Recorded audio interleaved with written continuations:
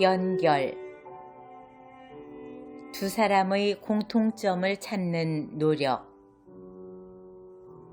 스티븐 스필버그 감독이 연출한 링컨은 노예 해방을 이끈 에브러햄 링컨 대통령의 인간적 면모를 고스란히 담아낸 영화다. 영화 속에서 링컨은 탁월한 승부사로 동시에 정치적 신념을 지키기 위해 정적과 타협하는 협상가로 그려진다. 다만 영화가 채 전하지 못한 링컨의 면모가 있으니 바로 통합과 포용의 정신이다. 링컨은 남북전쟁 와중에 에드윈 스탠튼이라는 인물을 지금의 국방장관에 해당하는 전쟁장관에 앉혔다. 사람들은 의아해하며 수군거렸다. 링컨과 스탠튼에 대한 뜬소문이 날개를 파닥거리며 새처럼 정가 주변을 날아다녔다. 스탠튼은 사사건건 링컨의 정치적 행보를 비난한 앙숙이었다.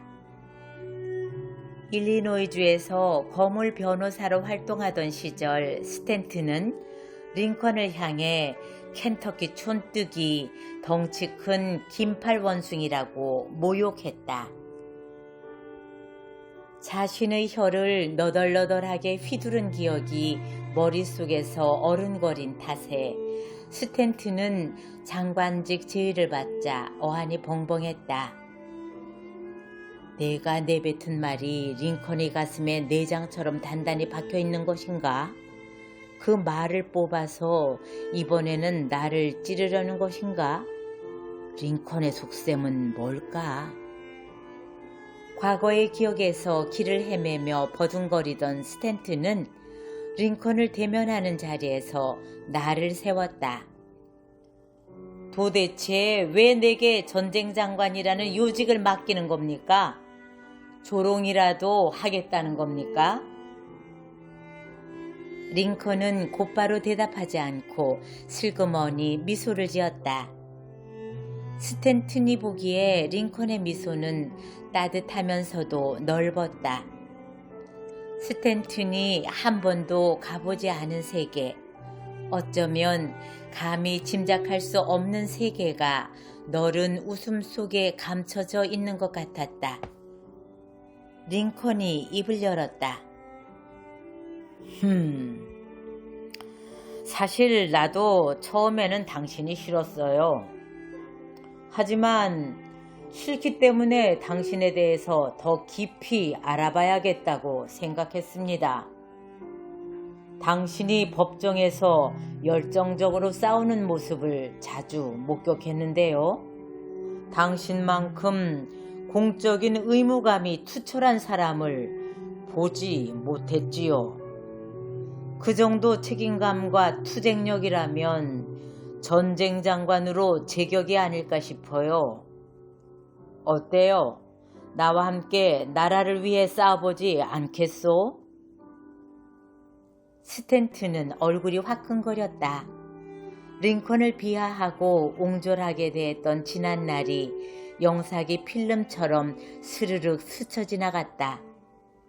링컨의 제안은 엄청난 무게로 스탠튼의 어깨와 가슴을 짓눌렀다. 링컨이 내뱉은 몇 마디 문장이 스탠튼의 생애 속으로 흘러 들어오는 듯했다.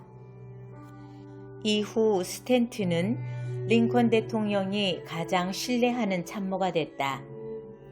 1865년 4월 링컨이 암살당해 생을 마감했을 때 가장 서럽게 운 이도 다름 아닌 스탠튼이었다. 스탠튼은 가장 완벽한 지도자가 쓰러졌다. 이제 그는 역사가 됐다며 가슴으로 비통의 눈물을 흘렸다. 일부 역사학자는 링컨을 권모술수의 달인으로 평가하기도 한다. 목적을 달성하기 위해 온갖 수단을 동원했다는 것이다.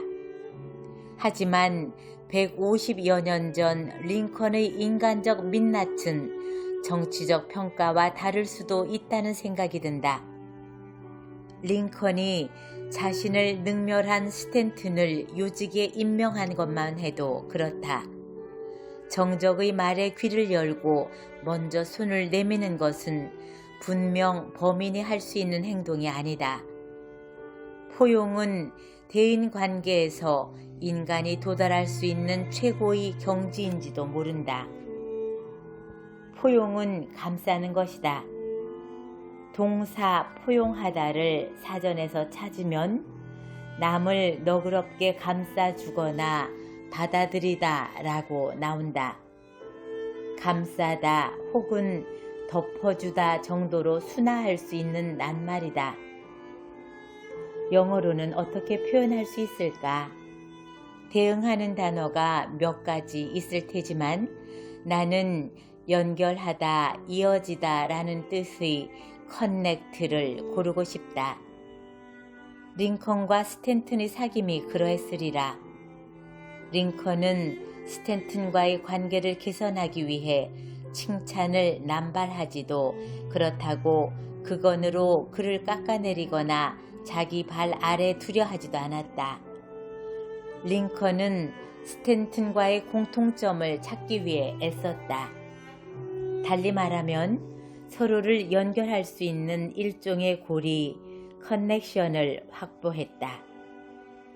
두 인물 모두 공적 소명의식과 나라를 생각하는 마음이 투철했다. 링컨은 이 지점을 비집고 들어갔다. 스탠튼에게 적절한 제안을 건넸다. 상대와의 교집합을 찾아 다가서는 링컨의 포용력 앞에서 과거의 관계는 무효했고 미래를 향한 제안은 유효했다. 대화를 나눌 때 상대와의 공통점을 찾는 게 그리 특별한 기술은 아닐 것이다. 필요한 건 테크닉이 아니라 태도가 아닐까 싶다. 인지과학에서는 인간의 사고 유형을 크게 굳은 사고와 부드러운 사고로 분류한다. 전자는 어떤 대상을 논리적으로 분석하고 측정하는 사고 체계며 후자는 상대를 유연한 시각으로 바라보는 방식이다. 가령 고양이와 냉장고의 공통점이 뭘까요? 하는 질문에 굳은 사고를 하는 사람은 가전제품과 살아있는 동물인데 공통점이 있어? 라고 되물을 것이다. 그러나 부드럽게 생각하는 사람은 둘 다 색깔이 다양하고 부엌을 좋아하고 꼬리 비슷한 게 달렸지요 라고 대답할 수도 있다. 현상과 세상을 바라보는 태도가 유연한 덕분이다.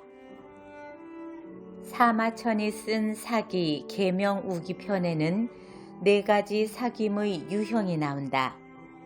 첫째는 의리를 지키며 서로의 잘못을 바로잡아주는 친구 외우. 둘째는 친밀한 마음을 나누면서 서로의 어려움을 도와주는 친구 밀우. 셋째는 즐거운 일을 나누면서 함께 어울리는 친구 일우.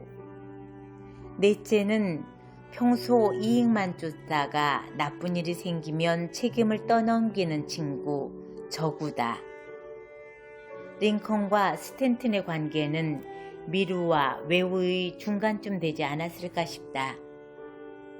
우리가 밥벌이를 위해 내몰리는 이 세상에는 위 4가지 친구가 적당히 뒤섞여 있을 테지만 말이다.